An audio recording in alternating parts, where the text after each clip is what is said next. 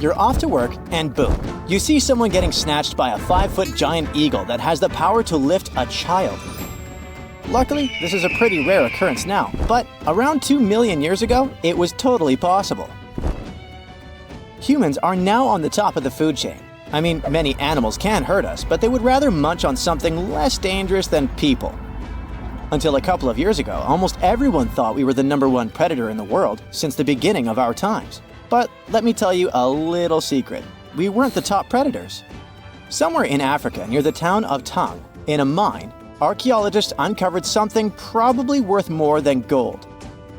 It was a small skull that belonged to a hominin, a human species that lived just before we split into 2 groups. One group is today's chimpanzees, and the other one is us humans. That is probably why we're so similar to chimpanzees. And believe it or not, we share 98% of our DNA with them. The critter was nicknamed Tong Child because most likely it belonged to a young human. Before this discovery, we had no idea we originated from Africa. As you already know, on that continent, there were many big animals that could eat us in a single bite. Even now, the situation is not that different. The bone was found among many other animal bones, suggesting that early humans, Australopithecus, had a pretty rough life and were eaten by anything that liked meat. Since we were only around 4 feet tall, we were on the menu for many animals. Probably the scariest one for us was the eagle. You might think eagles are just lazy birds who sit on trees all day, but our friend from Tong had a pretty bad experience of encountering one. When Tong's child was a little kid and was playing outside, the eagle grabbed him and took it to its nest. We have no idea how big the bird was or what kind of eagle it was, since there isn't any evidence. Eagles regularly hunt baboons in Africa now, and when experts compared the marks on these animals with the marks found on the ancient skull, they discovered those marks were almost identical. The worst thing about eagles is that they're like zombies, and their favorite food is brains, so they attack the head first. Even now, we're not safe from sky attacks since eagles can theoretically snatch kids. Stop looking at the sky now. There are many more land animals that can harm you. Roughly 500,000 years ago, our ancestor, Homo rhodesiensis, was doing his chores when he was ambushed by a hungry ancient hyena. He had a few broken bones, and the hyenas stashed him in a cave in Casablanca, where he was uncovered 500,000 years later. Not many animals can chew through bones like it's nothing. Hyenas have a bite force that is 7 times stronger than ours. They keep meat stacked in hidden places, so they can have snacks for later. Since we can't see at night and hyenas can, they hunted us at night. This might be the reason why people are scared of the dark. It's an instinct passed down from our ancestors because, at night, they had to stay inside caves or other structures to avoid monsters. Technically, our ancestors played real-life Minecraft in survival mode, but our long-lost cousins weren't afraid of hyenas since they hunted them for food. Hyenas also hunted us for food, so what exactly happened will most likely remain a mystery until we invent a time machine. Today, hyenas are known man-eaters, but they're nowhere near their ancient ancestor, which was twice their size. Homo heidelbergensis was an incredible hunter that hunted everything from giant deer, rhinos, bison, and many more animals. But there was one creature that made the hair on their necks stand up. It was a giant with 8-inch teeth, weighing more than 1,000 pounds. No animal was safe during its era, which was around 300,000 years ago. Of course, I'm talking about the saber-tooth tiger. It actively attacked our ancestors, among other animals like crocodiles, monkeys, horses, and honey badgers. You might be one of those who have a terrible fear of snakes, and that might be because they hunted your ancestors. We have been sharing this planet with snakes for over 100 million years. Our early pals were so scared of them that they evolved and developed sharper eyesight. Their brains grew bigger since snakes were ambush hunters, sneaking up on humans and attacking them unexpectedly. Initially, we were colorblind, but snakes hunted us so much that we developed 3-dimensional vision and the ability to see colors.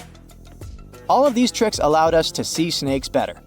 But evolution works both ways, and around 60 million years ago, these reptiles developed venom because they lost the ability to stealth attack. The good news is that humans have developed bigger brains and learned to distinguish between venomous and harmless species. The worst monster Neanderthals probably had to watch out for was other Neanderthals.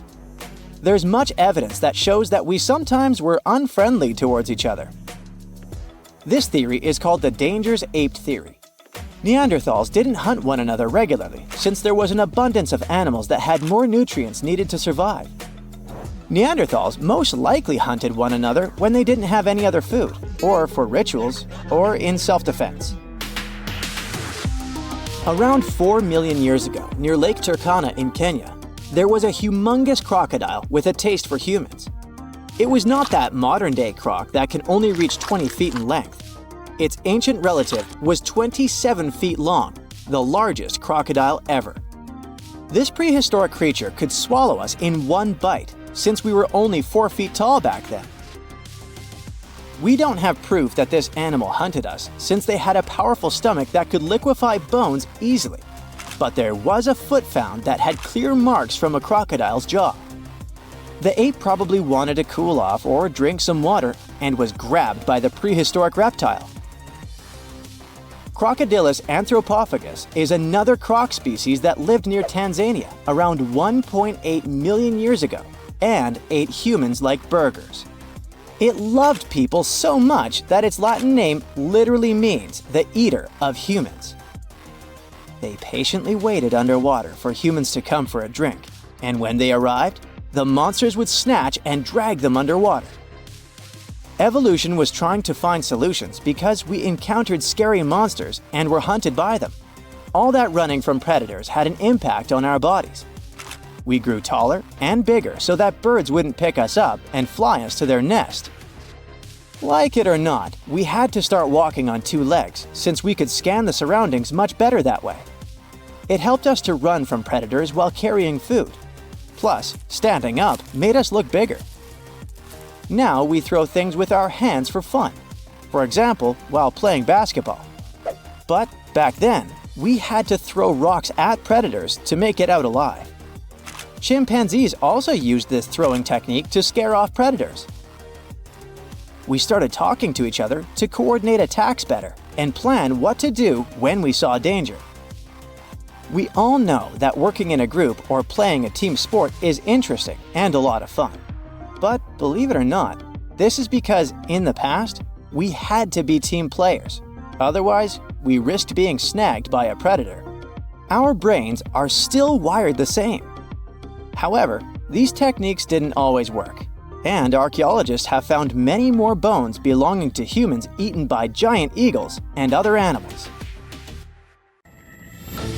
Hey, welcome to the Dino New Year's Party. Hey, everyone you know well is here. Tyrannosaurus, Triceratops, Stegosaurus, Raptor, Diplodocus. But there will also be someone new, a guest who will surprise you. You see, paleontologists have discovered a new dinosaur species that was somewhat like the T-Rex, but with a twist. These guys would rather eat a crunchy salad than a juicy steak. Hey, meet this dude.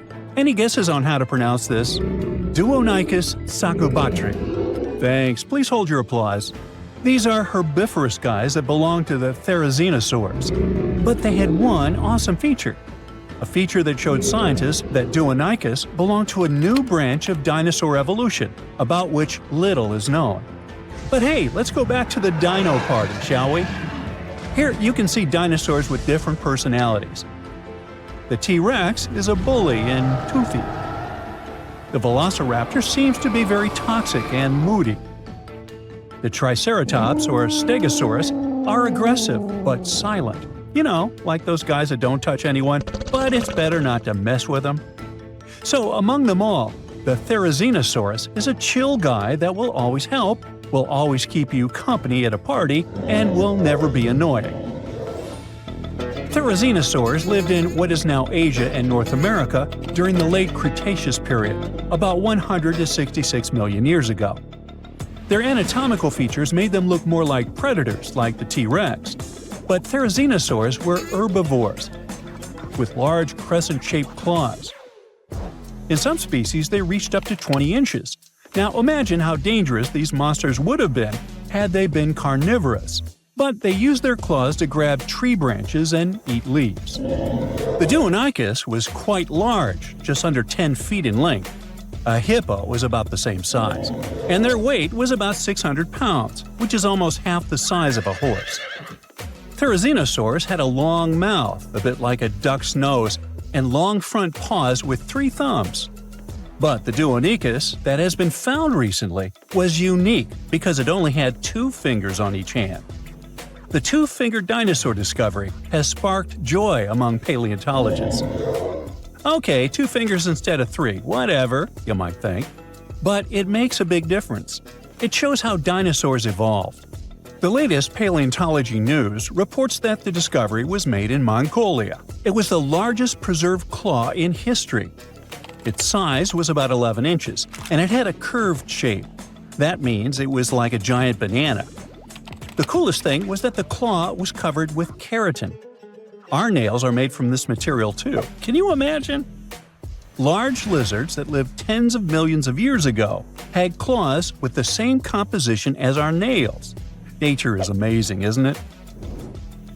Do you know this crazy theory that the T-Rex evolved into a chicken and the Velociraptor into an ostrich? There must have been tons of evolutionary changes. But the 2-fingered dinosaur discovery offers us a more understandable and more detailed explanation of how dinosaurs evolved. Therizinosaurs had 3 clawed fingers on each paw, but why did nature get rid of one of them? Scientists believe that it was practical. It's possible that a paw with 2 fingers was much stronger and more flexible than a paw with 3. This way, dinosaurs could grab vegetation and branches, like chameleons do. Scientists have also suggested that the 2-fingered long paw helped the dinosaur defend itself, care for its mates, and even play. It's hard to imagine what they could be playing at. Maybe they did high fives or high twos. It would be cool if they had used those paw pliers not only for taking food, but for fighting off predators. And speaking of predators, the T-Rex had a similar front paw structure, but its small paws were useless. It would be cool if the Duanicus could box with them or climb trees. Yes, it was an herbivore, but that doesn't mean that other bad dinosaurs could bully it. Let's just think that the Duanicus was kind of weak and formidable to the strong. That's why it would be the most welcome guest at the dinosaur party. But the strangest guest at this party would be the Dino-Kyrus, named Terrible Hands. The case of the Duanicus shows how dinosaurs evolved from having 3-fingered paws to being 2-fingered. The Dino-Kyrus shows that ancient lizards could evolve into a horse or something else. It sounds weird, but let's get to know this guy better. In 1965, the arms, hands, and shoulder girdle of an unknown dinosaur was discovered in the Gobi Desert in Mongolia. When paleontologists put the bones together, they got 2 long, creepy arms. For many years, those arms remained in the museum without a body. It looked funny and a little scary. Each arm was about 8 feet long. This is more than the tallest basketball players. Paleontologists were trying to find other dinosaur body parts in the Gobi Desert, but their attempts were unsuccessful. The Dino-Kyrus became one of the most famous mysteries in paleontology. How big was the owner of such arms? What did it eat? How did it live? This remained unknown until 2014. According to the latest paleontology news about this lizard, a group of scientists from the Korea Institute of Geoscience and Mineral Resources has discovered other well-preserved remains of the Dino-Kyrus. With their help, paleontologists have managed to recreate the lizard's appearance. And that breakthrough has turned out to be much cooler than the 2-fingered dinosaur discovery. Are you ready? The Dino-Kyrus was colossal, rather slow, with a horse-like head and a spine that formed something like a hump. It looks super weird, even for a science fiction movie. This new dinosaur species belonged to Ornithomimosauria, an ostrich-like species, agile and fast-moving. But not the Dino-Kyrus. Instead of speed and agility, the dinosaur had a large size. It was 36 feet long and weighed 13,200 pounds, which is almost the weight of an adult elephant and the length of half a metro wagon. Despite its size, the Dino-Kyrus was quite harmless. Its long muzzle looked like that of a duck or a horse. It also had no teeth. So for tyrannosaurs and other predatory giants, it was an easy lunch. And this is not just a guess. Scientists found bite marks on the discovered skeletons of this dinosaur. It seems this poor big dude met some really bad and hungry guys. But what was lunch to this strange lizard itself? It ate almost everything: soft plants, algae, small vertebrates, and fish. It sucked food from the bottom of lakes and rivers with its beak and tongue and swallowed stones to help grind the food. Those stones crushed the pieces of food and thus helped the stomach to digest stuff more easily. The dinosaur used its terrible hands to dig and pick up food from trees and the ground. But the strangest part of its body was its back and tail. The bones at the end of its tail were joined into a single structure called a pygostyle. This thing supports the feathers of modern birds. Now, it's possible that the Dino-Kyrus waved its tail like a fan, and its back had thick bone spikes that stuck up from its spine. Considering that those bones were covered with skin, the whole strange skeleton structure looked like a sail. You know how dinosaurs evolved to have such a strange shape, and probably ask yourself, hey, what's the point? Well, scientists believe that the ligaments coming out of the spine help support the dinosaur's heavy belly and legs. To better understand how that could work, imagine cable-stayed bridges. Long vertical beams have many cables that hold the roadway. Similar, the Dino-Kyrus spikes and ligaments help to hold the dinosaur's weight. Now, back at our dino party, it would be a shy, tall dude who accidentally drops a drinking glass and makes you feel awkward. It's lonely. It dreams of finding friends. And it will surely find them. A Diplodocus would make a great buddy. A herbivorous dinosaur with 2 fingers that looks like a predator and a horse-like giant with 2 long arms show us how diverse dinosaur evolution can be. T-Rex, Velociraptor, Diplodocus, and others are the superstars of the ancient world. It would be cool if paleontologists could discover new dinosaur species that would remove the old guard from their pedestal of fame. Would you like to see a movie starring the Dino-Kyrus and the Duanicus? Hey, I would. Now, this bad boy was the size of a husky and could maybe pass for one, except it didn't have any fur and was a top predator with extra long, blade-like canine teeth. Ooh, charming. Meet the earliest known saber-tooth animal to have ever lived. It roamed the Earth well before the dinosaurs. Scientists made the description of this creature based on its fossils found on the Spanish island of Majorca in the Mediterranean Sea. About 200 million years ago, none of us were around then, the very first true mammals appeared, and they lived right alongside the dinosaurs. But if we trace the family tree of mammals even further back, we'll find an ancient group called Therapsids. They didn't look like mammals we have today, but they had some key features that would eventually help define mammals. For example, Therapsids had special openings on the sides of their skulls for jaw muscles, and parts of their jaw bones would later evolve into the tiny middle ear bones that all mammals, including you, have today. So, the new discovery is what might be the oldest known Therapsid fossil. The fossil, which doesn't have an official species name yet, belongs to a group called Gorgonopsians. Those guys are more closely related to mammals than they are to any other living animals. Some of them were as small as cats, and others were as massive as polar bears. Gorgonopsians had some very mammal-like traits, like different types of teeth for different jobs. But unlike mammals, these ancient predators kept replacing their teeth, even their giant saber-like canines, over and over during their lives. Hey, that would be handy. Until now, the oldest Gorgonopsian fossils we knew about were around 265 million years old. But this new fossil is even older, dating back between 270 and 280 million years. The find was super detailed and complete, including its sharp knife-like fangs, part of its jaw, pieces of its spine, ribs, tailbones, and toe bones, plus most of one of its back legs. Even though the creature's skull wasn't complete, the scientists think it was about 7 inches long, and the animal itself would have been around the size of a medium-large dog, weighing between 66 and 88 pounds.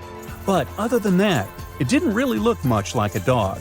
Even though it had some lizard-like features, calling it a lizard dog is totally wrong.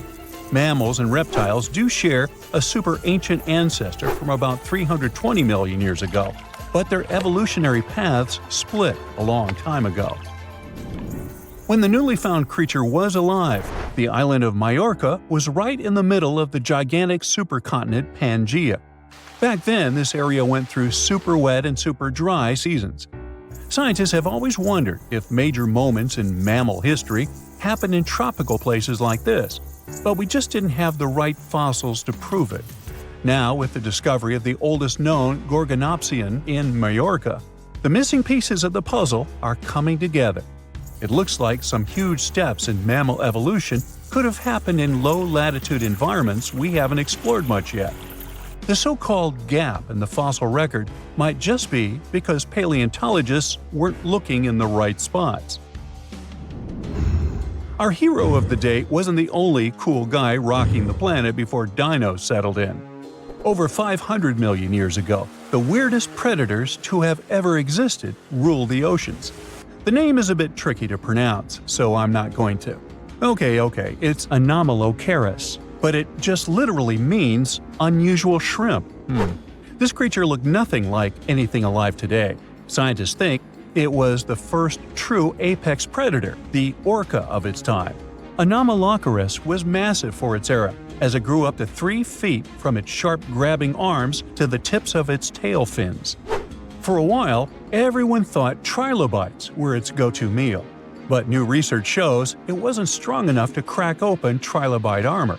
So instead, it was a speedy, agile hunter with awesome vision, and it often picked off soft-body animals that zipped through the open water. Now, another really cool creature from pre-dino times is a fish that could walk on land. Tiktaalik lived in marshy rivers that looked a lot like today's Amazon rainforest. It could grow up to 9 feet long, and it found its prey in rivers and inlets like a modern-day freshwater crocodile. It had a flexible neck and even some early versions of lungs, and thanks to them, it could survive both in water and out of it. Why fish like Tiktaalik started moving toward land about 395 million years ago is still a bit of a mystery. Around that time, the ancient supercontinent called Gondwana was drifting closer to the land that would become North America. This slow movement created lots of shallow, swampy habitats, which were perfect places for crocodile-like animals to thrive. Plus, these areas were near the equator, so they were warm and tropical. But there wasn't a lot of food waiting for them on land, so maybe they moved there for safety reasons. There were fewer predators and better spots to lay eggs there compared to the water. Creatures first adapted to living in open water, then shallow water, then marshes and river edges, and only after a long, slow transition did they finally step fully onto land. Now, how about a millipede the size of a small car and weighing as much as a large dog? This beauty lived over 300 million years ago in what is now England. Back then, during the Carboniferous period, Earth's atmosphere had way more oxygen, over 26%, compared to today's 21%. Scientists used to think the high oxygen levels were the only reason these creatures could get so big. But back then, they found a new fossil from a time when oxygen wasn't that much higher than today. They discovered it purely by accident, when a boulder split just right and revealed one of the most complete and largest giant millipede specimens ever. This one could have lived not just in swampy areas, but also in open woodlands filled with tasty seeds, nuts, and maybe even small animals. There's a chance that this beast wasn't a slow, plant-munching crawler, but a predator that would snap up whatever it could find. After dominating the Earth for about 45 million years, the giant millipedes eventually vanished. Probably the reptiles pushed them out, clearing the way for the age of the dinosaurs. Now, in case you ever wondered what would happen if you crossed a polar bear with the saber-tooth cat, here's the answer. This guy ruled the southern ecosystems after migrating 7,000 miles across the supercontinent Pangaea around 252 million years ago. It had a tough skin like a rhino's and massive canines, perfect for tearing away huge chunks of meat, and it was an excellent runner. Once it got to its new home, in what is now South Africa, it replaced a whole group of local predators. But its glory didn't last long, as closer to the end of the Permian period, massive volcanic eruptions made the weather patterns change and wiped out about 90% of all species. And because top predators are usually big, slow to grow, and not super common, they often vanish among the first when massive extinction events hit. And that's how our guy here went extinct. Our final creature of the day was a dragonfly that lived around 300 million years ago and had a wingspan of over 2 feet, 6 long, spiny legs, and huge, bulging eyes. Megalania. This 4-winged giant is most likely the largest flying insect that ever lived, and it easily outsizes today's dragonflies, which are its distant relatives. Like modern dragonflies, Megalania like to hang out in open areas near ponds and slow-moving streams. But unlike today's dragonflies, it wasn't just catching tiny bugs. This guy was likely the top predator in these open spaces. It used the spines on its legs like a flying trap to snatch prey out of the air, including other flying insects, small amphibians, and even lizard-like creatures. Scientists found the first fossils of Megalania in 1880 in the coal-rich rocks in France. The fossils were incredibly well preserved and showed off the detailed vein patterns in their wings. Scientists think Megalania grew so huge because it didn't have much competition from vertebrates, and the air back then, during the Carboniferous period, had a lot more oxygen than it does today. Now, if Earth's history were a movie, we humans would only take up the last second of the end credits. Our planet has been around for about 4.6 billion years, but our human story began about 300,000 years ago in Africa. Now our ancestors had some wild adventures in nature. They could have run into creatures so big they'd make today's elephants look like puppies. The woolly mammoth is a pretty famous animal, sure. His cousin, though, the Colombian mammoth, not so much. This giant used to roam places from Canada all the way down to Mexico. Unlike the furrier woolly mammoths, which hung out in colder places, these animals had shorter hair, resembling huge elephants. They also had incredibly large tusks, like 12 feet worth of spiraling, sturdy tusks. And they weren't just for show, they came in handy when facing predators. That includes our ancestors. If you think about sloths these days, you're picturing these adorably slow creatures. They couldn't possibly be in your list of most dangerous animals. Well, their grandparents might have. For starters, we call them ground sloths, and they vary a lot in size. Some were as big as rhinos, and others, like the Megatherium, were as colossal as elephants. Imagine seeing a 20-foot-long sloth which doesn't mind chewing on some meat every now and then, at least in theory. Ever heard of Bigfoot? Well, our next animal kind of looks like him, but is a distant cousin to orangutans. Meet Gigantopithecus, the largest primate to ever call our planet its home. Standing tall at 10 feet and weighing more than 600 pounds, these animals were amazing to look at in real life. Unlike Bigfoot, they weren't constantly hiding. In fact, it's believed they were peaceful and gentle creatures. Sadly, they faded away about 100,000 years ago, mainly because their food sources slowly became unavailable. Those lush, fruity forests they called home eventually turned into dry grasslands. Next on our list is the cave hyena. Weighing a chunky 250 pounds and standing 3 feet tall, these beasts were as long as a grown-up lying down. What's even more interesting about these creatures is that they loved hanging out in groups. A pack could be as big as 30 of these animals, which meant they could easily take on even the biggest, heaviest mastodons. Our ancient families would have needed to stay alert around these hungry specimens. Sadly for these hyenas about 20,000 years ago, their numbers started going down. Soon enough, they completely disappeared from the planet. Quick pop quiz. What's called a tiger but isn't really one? It's the saber-tooth tiger. I mean, sure, they belong to the feline family, but they aren't technically tigers. First appearing around 42 million years ago, in July, I think. Many of their kind were gone before we even showed up. However, early Americans might have bumped into a couple of specimens from this group. If that really happened, it would have been quite the encounter. Think of the biggest wild lion today or the hefty Siberian tiger. These big cats also had some incredible features hidden in their fur. They were good at sneaking around, hiding, and pouncing on mammoths bigger than themselves. Their bite wasn't that strong, but they could open their jaws wide, like twice as much as a lion. And although their teeth were a bit on the weak side, they had buff forearms to pin down their dinner, giving those big fangs a purpose. Not the kind of kitty you'd want to play with. Dire wolves made their debut about 250,000 years ago. They were like the gray wolves we know today, but a lot stronger. While wolves these days stretch out to about 6 feet and tip the scales at 170 pounds max, dire wolves were about 5 feet and about 150 pounds. Found all over North and South America, they had admirable jaws, biting nearly a third harder than their modern counterparts. Also, their favorite snack was horses. But just like many other majestic beasts of the past, they faded away around 10,000 years ago. Now, names can be deceiving. Take the American lion, for example. It's not really a lion, it's more of a panther's big cousin. The other part of the name is correct, though. They did live in America about 330,000 years ago. This feline was no lap cat either. They were at the top of the wildcat pyramid, weighing a colossal 772 pounds. That's like stacking 4 grown men on a scale.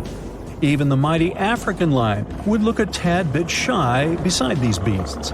With the muscle to take down a bison, you wouldn't want to accidentally interrupt their dinner. They parted ways with this planet around 11,000 years ago, right after the last ice age. Now, down in Australia, about 50,000 years ago, I wasn't around then, there lurked a relative of the Komodo dragon, the Megalania. Experts love to have debates on how big it was. Some say it stretched out to 23 feet. Others think it was just about 11 feet long. Either way, they were basically mega-sized Komodo dragons with a dangerous bite. If you think bears are already big and fluffy now, let's introduce the short-faced bear. While this big creature stood on its hind legs, it towered at 14 feet. With long limbs, they could outrun today's bears, hitting speeds up to 40 miles per hour. These ultra bears sadly disappeared around 11,600 years ago. Now imagine a crocodile. Okay, imagine that same crocodile, only supersized, with sporty legs, doing its thing in Australia about 1.6 million years ago. Well, say hello to the Quincana. These crocs were extremely large, reaching 23 feet. And no, they weren't lazy river loungers. These creatures really loved spending time on land. They evolved to have strong legs for their chases and razor-sharp teeth designed for slicing, not gripping. When did we stop sharing beaches with them? About 40,000 years ago. The name elephant bird might not sound familiar, but try to picture a bird that stood tall as high as a basketball hoop at 10 feet and weighed as much as a small car, 1,500 pounds. Their eggs were equally huge, like 150 chicken eggs bundled up into one. Now, as amazing as these birds sound, there's a lot we still don't know about them. They're hard to study, as most extinct animals are. Still, some recent studies have given us some clues. Scientists have been examining ancient molecules from their fossilized eggshells. It's an awesome piece of evidence, since these birdies' shells were thick, preserving precious DNA inside. Plus, there are tons of these eggshell fragments sprinkled all over Madagascar's beaches. Because of these findings, we now know these birds were herbivores and loved eating leaves and seeds. We also know the tiny kiwi bird is its closest living relative. Now, dodos were these amazing birds we also used to share the planet with. They're like distant cousins to Asian pigeons. To give you some perspective, imagine a chunky bird weighing about 50 pounds. Similar to chickens, turkeys, and ostriches, dodos were also the types of birds that couldn't fly. Their wings were small, and they had the muscle strength of, well, a wet noodle. Now, you might have heard the word dodo used as a name for creatures that aren't that bright. Don't get confused, though, by this name. These birds were in fact intelligent. Scientists were able to figure that out by studying their fossils. It turns out that they were good at smelling stuff, unlike most birds that are all about the visuals. These creatures aren't around for us to study anymore, but that might change. One evolutionary biologist is on a mission to fully understand these amazing ancient birds. On that note, she revealed that the dodo's DNA has been completely sequenced. There are even talks about potentially bringing dodos back to life. They would make a nice addition to the lovely beaches of Mauritius, the place they used to call home many, many years ago.